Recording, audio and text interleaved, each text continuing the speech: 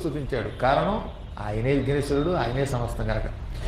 జయ జయ విఘ్నేశ్వర భక్త నిర్విఘ్నకారక అవిఘ్న విఘ్నకర సర్వగణాధీశ సర్వగుణాగ్రగణ్య గణ ప్రణత పాదాబ్జ గణనాతీత సగుణ సద్గుణ సర్వజ్ఞ సర్వేశ సర్వభూత నిదాన సర్వమాయా ప్రపంచజ్ఞ సర్వకర్మాగ్ర పూజిత సర్వమంగళ అమంగళోపశమన సిద్ధవంద్యపద సిద్ధి వినాయక సర్వసిద్ధేక నిలయ సర్వబలాధార సర్వబలాశ్రయ సర్వఫలప్రద బలాకోజ్వల దంతాగ్ర అనంత మహిమాధార ధరాధర విదారణ దంతాగ్ర ప్రోత దింనాగ నాగ విభూషణ అభ్యుదయం కురు అన్నాడు.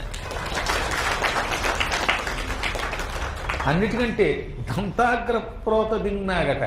ఆయనకి దంతాలు ఉన్నాయి విఘ్నేశ్వరుడికి. ఆ దంతం యొక్క చివర అంచు ఉంది. ఆ అంచుతో ఒక పోటు పొడిస్తే దింగ్నాగ అంటే దిగ్గజములు తల్లకిందులు అయ్యాయిట. నాగము అంటే ఏనుగు, దింగ్నాగం అంటే దిగ్గజం. అష్టదిగ్గజాలనే 8 ఏనుగుల దగ్గరికి వెళ్ళి ఊరికే సరదాగా తన దంతం చివరితో ఇలా అంటే అవి పడిపోయాయిట. అంటే ఆయన బలం ఎంత గొప్పదో ఆలోచించండి. అంత భయంకరమైన ఐరావతం వంటి ఏనుగుల్ని తన దంతము కొసతో అలా పడగొట్టగలిగే శక్తి కలిగిన వాడు. అటువంటి నీకు శుభం కలుగుగాక అనగానే ఇదంతా మీ అనుగ్రహం అన్నాడు ఆయన. అప్పటి నుంచి విఘ్నేశ్వరుడు శివుడు అనుజ్ఞ తీసుకుని 56 రూపములతో 56 రూపాలు ఎన్ని 56 రూపములతో ఆ మహానుభావుడు అక్కడ కొలువై ఉన్నాడు. వరసగా ఆ మహానుభావుల పేర్లన్నీ చెప్పేసుకుంటూ వెళ్ళిపోతాను, వినండి చాలు. ఏం పురాణం అంటే అదే. వరుసగా ఆ మహానుభావుడు ఎలా ఉంటాడు.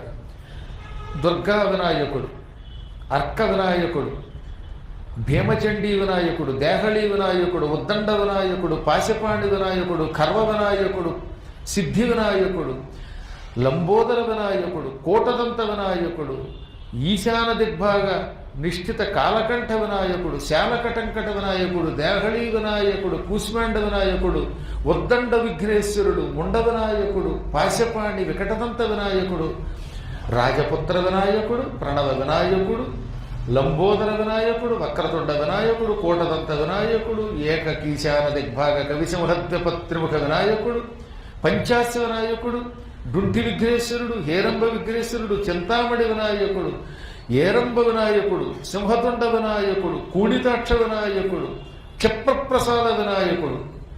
ప్రత్యేకంగా చింతామణి వినాయకుడిని మళ్ళీ ఇంకోసారి చెప్తున్నాడు. ఎన్నిసార్లు చెప్పినా తనివి తీరదు కనుక.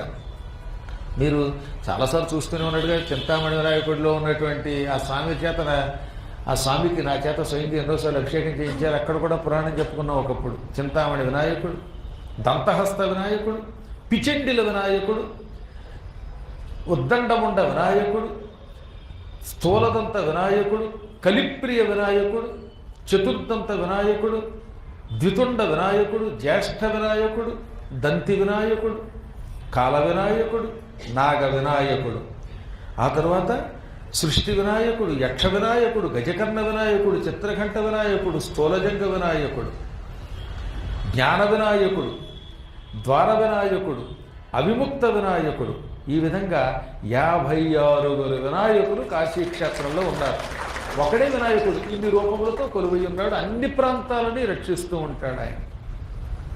ఇది దివోదాసేశ్వరుణ్ణి పంపిన తరువాత కాశీకి వచ్చి విశ్వేశ్వరుడు పొందిన ఆనంద ఘట్టం. ఇంకా చివరగా ఒక అద్భుతమైన ఘట్టం ఉన్నది. ఇది అయ్యాక రేపు వేదవ్యాస మహర్షి ఘట్టం, భోజన ఘట్టం, అది రేపు చెప్పుకుంటాం. ఈ ఒక్క పూట ఒక 5 నిమిషాలు ఓపి తెచ్చుకోండి. పూర్వం ఒకప్పుడు కాశీక్షేత్రంలో మహానందుడు అని పేరు కలిగిన ఒక బ్రాహ్మడు ఉన్నాడు.